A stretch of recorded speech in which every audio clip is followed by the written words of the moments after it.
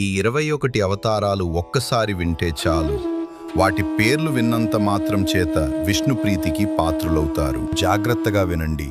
మొట్టమొదట ఆదినారాయణుడు, సనక సనందనాథుడు. దాని తర్వాత వచ్చినటువంటిది యజ్ఞవరాహవతారం.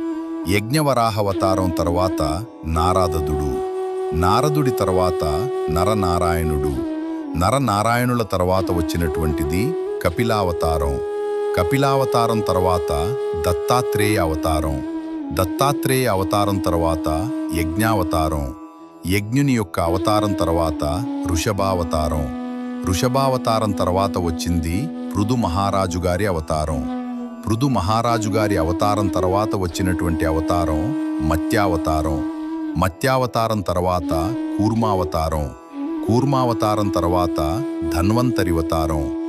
ధన్వంతరి తర్వాత మోహినివతారం. మోహిని తర్వాత నరసింహవతారం. నరసింహ తర్వాత వామనమూర్తివతారం. వామనమూర్తి తర్వాత పరశురాముడు అవతారం. పరశురాముడు తర్వాత రామవతారం. రామ తర్వాత బలరాముడు అవతారం. బలరాముడు తర్వాత కృష్ణ భగవానుడు. కృష్ణావతారం తర్వాత బుద్ధావతారం. బుద్ధావతారం తర్వాత కల్కి అవతారం. మొత్తం 21 అవతారాలు. Hi friends! Please subscribe my channel!